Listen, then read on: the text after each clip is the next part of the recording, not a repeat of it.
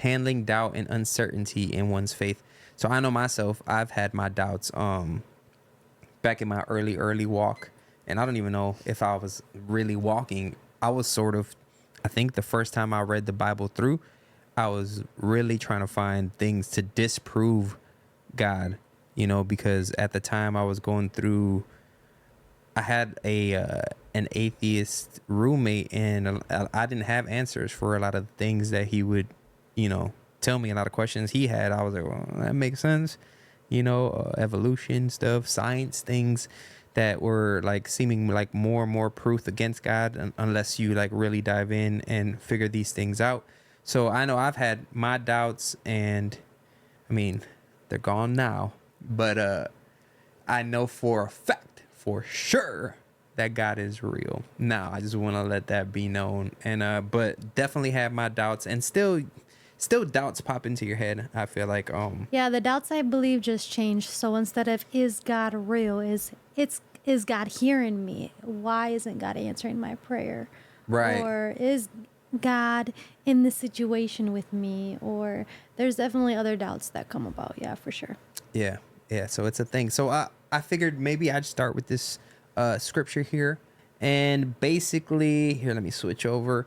What's up, guys? I just wanted to interrupt real quick to say, if you are enjoying the episode, go ahead and subscribe, like, and hit the notification bell. That's going to help us and help you, so that anytime we upload a new video, you get notified. All right, so thank you so much. Make sure to also follow us on all social medias. It's probably going to be a Little Faith, a Lot of Love. We're not set up there yet, but we will be, so look for us there. All right, back to the episode. So somebody has a sick child, a demon-possessed child, and brings it to the disciples. They're unable to heal him. Basically, he asks Jesus to heal his son. Jesus asks right here in 21, says, "How long has this been happening?" Jesus asked the boy's father. He replied, "Since he was a little boy.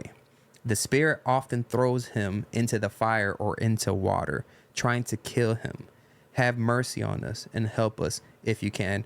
First off, that's already like crazy. Like, so you have this demon inside of your son that tries to kill him every so often, like throw him into fire and into water to drown him. Yeah. Like, so he must be going through some things, right? And then, but so he says, this part's kind of funny because Jesus is flexing, and I love when Jesus flexes.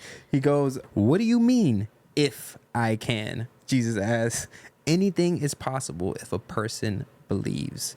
So the father instantly cried out, "I do believe, but help me overcome my unbelief." So he was going. So already at this time, you have to understand that Jesus had already been performing tons of miracles, right? He was healing people, blind people, helping people walk that had never walked before.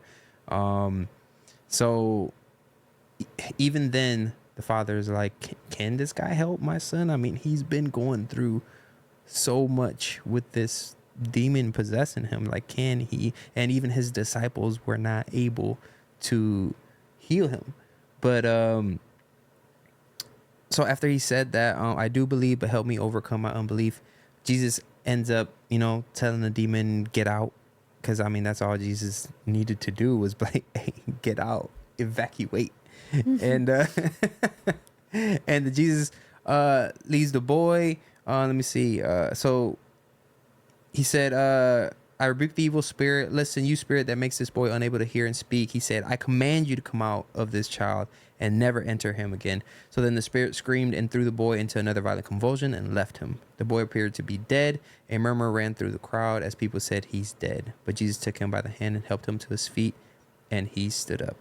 So the father had doubt, and he prayed for, help me with my unbelief. And I think that's something that we should do if we have unbelief. I think that we can pray and ask God to clear up any unbelief that we have in our head for whatever situation it is. And most of the time, probably every time, if you look deeper into the word and you're looking for something to strengthen your faith, you will find it. And I also wanted to point this right here, because even his disciples had doubt, right? because they're probably like, yo, why?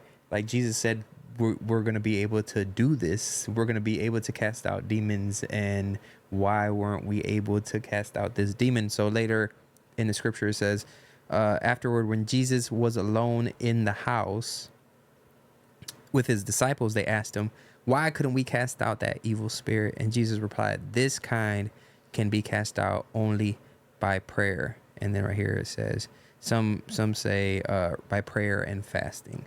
So if you think, he's basically saying like sometimes these things can only happen through prayer. So like you need me sometimes you need him all the time. Yeah, you need him all the time. But like if he gave the authority for the disciples to do that, but now he says sometimes you still need to pray to me to help you through that. So I thought that was just cool. Like, you know, it's never a bad thing to pray.